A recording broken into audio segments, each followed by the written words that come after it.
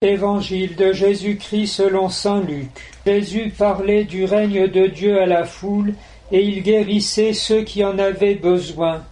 Le jour commençait à baisser. Les 12 s'approchèrent de lui et lui dirent : « Renvoie cette foule, ils pourront aller dans les villages et les fermes des environs pour y loger et trouver de quoi manger. Ici nous sommes dans un endroit désert. » Mais il leur dit : « Donnez-leur vous-même à manger. » Ils répondirent : « Nous n'avons pas plus de 5 pains et 2 poissons, à moins d'aller nous-mêmes acheter de la nourriture pour tout ce monde. » Il y avait bien 5000 hommes. Jésus dit à ses disciples : « Faites-les asseoir par groupe de 50. » Ils obéirent et firent asseoir tout le monde. Jésus prit les 5 pains et les 2 poissons,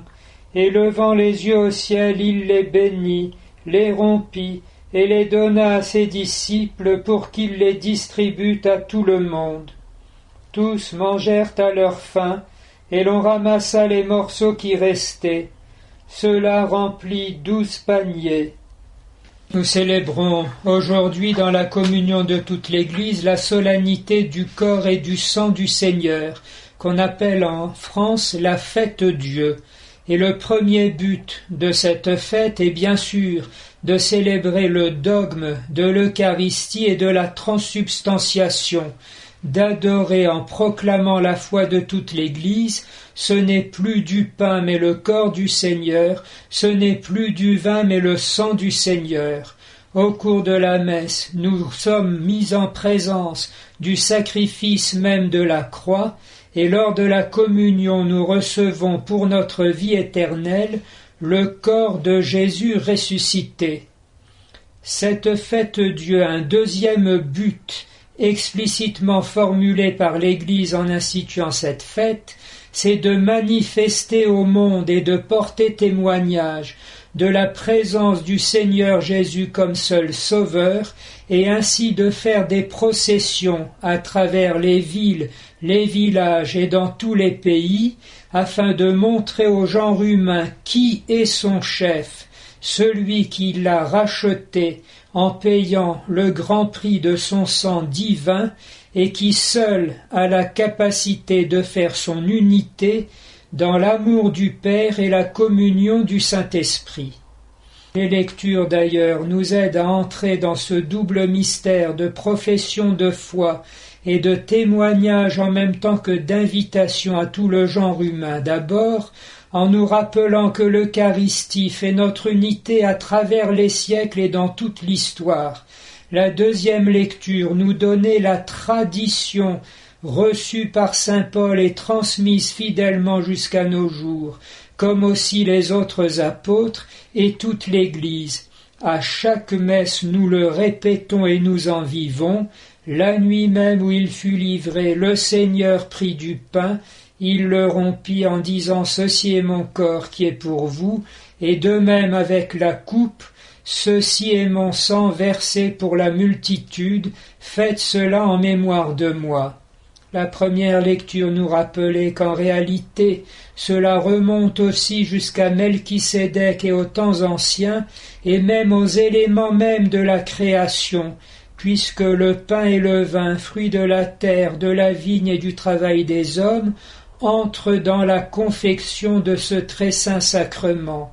qui est même l'anticipation ici-bas du festin éternel et du banquet à la table du royaume où le Seigneur nous attend dans sa maison.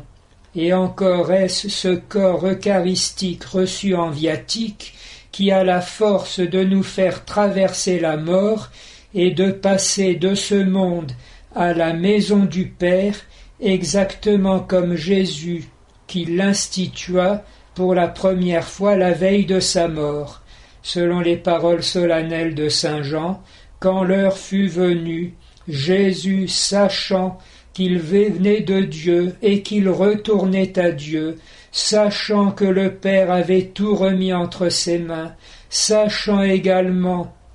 que déjà le diable avait mis au cœur de Judas le dessein de le livrer, Il se met à table, puis prend un vêtement, lave les pieds de ses disciples, et leur laisse en mémorial son commandement nouveau, la charité, l'amour, le plus grand amour, qui est de donner sa vie pour ce qu'on aime. Mais on nous propose également ce jour solennel, et pour la première fois dans l'histoire de l'Église, d'avoir aussi conscience de l'unité que fait pour nous l'Eucharistie dans l'espace, puisque en cet instant, aujourd'hui, de 17h à 18h, dans toutes les cathédrales du monde, en union avec le souverain pontife place Saint-Pierre, ou plutôt dans Saint-Pierre,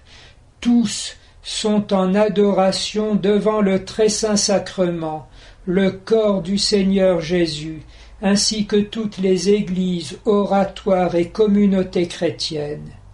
Ce que Jean-Paul II avait expliqué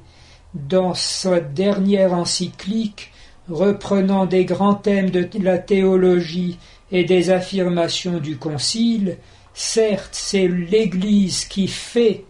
célèbre l'Eucharistie, mais en réalité c'est l'Eucharistie qui fait l'Église, qui soude l'unité de tous les fidèles, selon une très ancienne prière eucharistique. Les grains dispersés sur les collines sont rassemblés et broyés pour faire un seul pain, arrosé de l'eau du Saint-Esprit et du feu de la charité, pour unir ainsi tous les fidèles en un seul corps mystique de Jésus-Christ, tous les saints qui communient au corps très saint du Seigneur Jésus. Et comment ne pas percevoir enfin, en cette invitation du pape François, un défi cinglant à l'idéologie actuellement dominante, qui prétend faire l'union du genre humain dans l'esclavage d'une marchandisation intégrale, sans aucune traçabilité de chacun. Il manifeste là, le genre humain existe déjà, il a déjà son unité, et la seule institution qui exprime cette unité est la Sainte Église de Dieu, ce que chacun et tous peuvent expérimenter en cette heure mémorable,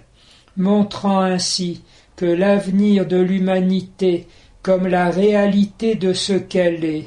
le pressentant d'ailleurs depuis ses origines, n'est pas dans le refus de Dieu, mais dans l'accueil du don qui vient de Dieu, dans l'adoration reconnaissante par laquelle chacun, dans l'acte de foi, s'en remet totalement et librement à Dieu qui se révèle, comme on définit l'acte de foi, en s'unissant à l'offrande même de Jésus-Christ, qui est le Fils éternel et bien-aimé, le Verbe incarné, le premier-né de toute créature, le premier-né d'entre les morts, et celui qui reçoit comme privilège suprême d'être chef de la Sainte Église, elle en qui s'accomplit toute la plénitude de celui qui remplit tout, pour reprendre une expression de saint Paul. Nous pensons alors, pour percevoir ce qui advient, à ces quelques images du film Mission, où un autre jésuite, et non plus cette fois le pape François, porte le Saint-Sacrement et entraînant derrière lui la tribu des Guaranis qui vont bientôt se faire fusiller par les soldats, le Seigneur leur ayant ouvert le ciel et les précédant ainsi dans cette procession triomphale, ce qui évoque aussi la dernière vision de Notre-Dame à Fatima, avec le pape, évêque et prêtre et une foule nombreuse gravissant la montagne où se tient la croix glorieuse du Seigneur avant d'être fusillé par les soldats. Il ne s'agit pas, nous dit le cardinal Ratzinger, d'une vision de ce qui va arriver, mais simplement de la composition imagée des forces en présence, interpellant la conversion et l'engagement de chacun d'entre nous. Le but étant, comme une autre vision le montrait juste avant, que la Vierge Marie puisse arrêter le glaive exterminateur de l'ange, afin que miséricorde puisse être faite à tous.